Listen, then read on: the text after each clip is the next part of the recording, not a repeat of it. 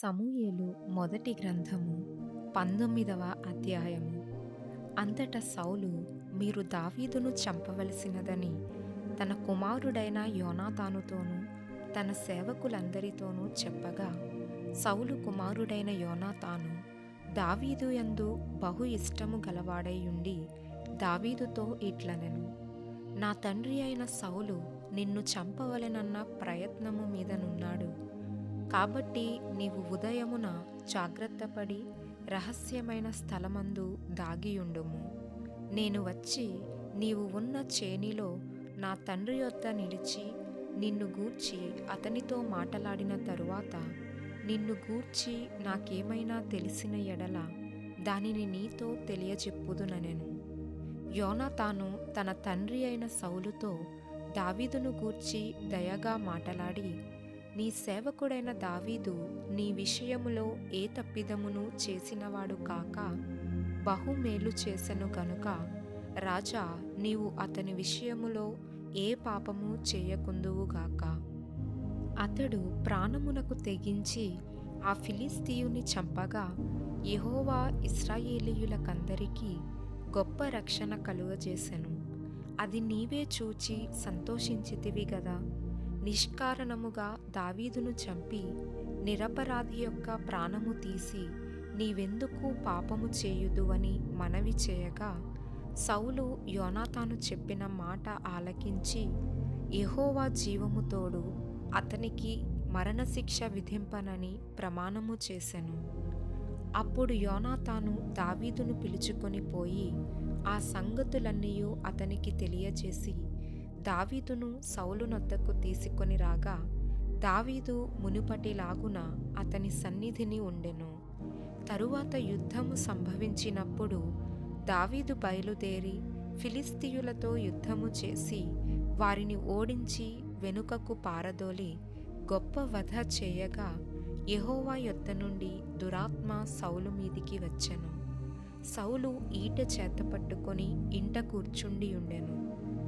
దావీదు సితారా వాయించుచుండగా సౌలు ఒకే దెబ్బతో దావీదును గోడకు పొడుచుదునన్న తాత్పర్యము కలిగి ఈటె విసిరెను.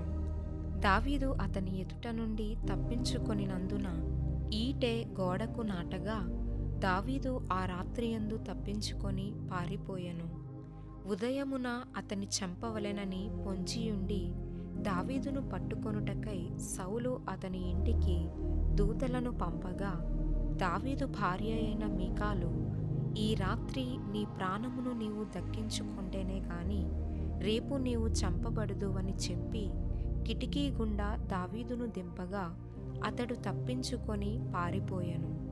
తరువాత మీకాలు ఒక గృహదేవత బొమ్మను తీసి మంచము మీద పెట్టి మేకబొచ్చు తలవైపున ఉంచి దుప్పటితో కప్పివేసి, సౌలు దావీదును పట్టుకొనుటకై దూతలను పంపగా అతడు రోగి అయి ఉన్నాడని చెప్పెను. దావీదును చూచుటకు సౌలు దూతలను పంపి, నేను అతని చంపునట్లుగా మంచముతో అతని తీసుకొని రండని వారితో చెప్పగా, ఆ దూతలు వచ్చి లోపల చొచ్చి చూచినప్పుడు తల తట్టున మేకబొచ్చు గల ఒకటి మంచము మీద కనబడెను. అప్పుడు సౌలు తప్పించుకొని పోవునట్లుగా, నీవు నా శత్రువుని పంపివేసి నన్నీలాగున ఎందుకు మోసపుచ్చితివని మీకాలు నడుగగా, మీకాలు, నేనెందుకు నిన్ను చంపవలెను, నన్ను పోనిమ్మని దావీదు తనతో చెప్పినందుకని సౌలుతో అనెను. అలాగున దావీదు తప్పించుకొని పారిపోయి రామాలోనున్న సమూయేలు నొద్దకు వచ్చి సౌలు తనకు చేసినది అంతటినీ అతనికి తెలియజేయగా, అతడును సమూయేలును బయలుదేరి నాయోతుకు వచ్చి అచ్చట కాపురముండిరి. దావీదు రామా దగ్గర నాయోతులో ఉన్నాడని సౌలునకు వర్తమానము రాగా, దావీదును పట్టుకొనుటకై సౌలు దూతలను పంపెను. వీరు వచ్చి ప్రవక్తలు సమాజముగా కూడుకొని ప్రకటించుటయు సమూయేలు వారి మీద నాయకుడుగా నిలుచుటయు చూడగా, దేవుని ఆత్మ సౌలు పంపిన దూతల మీదికి వచ్చెను గనుక వారును ప్రకటింపనారంభించిరి. ఈ సంగతి సౌలునకు వినబడినప్పుడు అతడు వేరు దూతలను పంపెను గాని వారును అటువలనే ప్రకటించుచుండిరి. సౌలు మూడవసారి దూతలను పంపెను గాని వారును ప్రకటించుచుండిరి. కడవరిసారి తానే రామాకు పోయి సేకు దగ్గరనున్న గొప్ప బావి యొద్దకు వచ్చి సమూయేలును దావీదును ఎక్కడ ఉన్నారని అడుగగా ఒకడు, రామా దగ్గర నాయోతులో వారున్నారని చెప్పెను. అతడు రామా దగ్గరనున్న నాయోతునకు రాగా దేవుని ఆత్మ అతని మీదికి వచ్చెను గనుక అతడు ప్రయాణము చేయుచు రామా దగ్గరనున్న నాయోతునకు వచ్చు వరకు ప్రకటించుచుండెను. మరియు అతడు తన వస్త్రములను తీసివేసి ఆనాటి రాత్రింబగళ్ళు సమూయేలు ఎదుటనే ప్రకటించుచు పైబట్ట లేనివాడై పడియుండెను.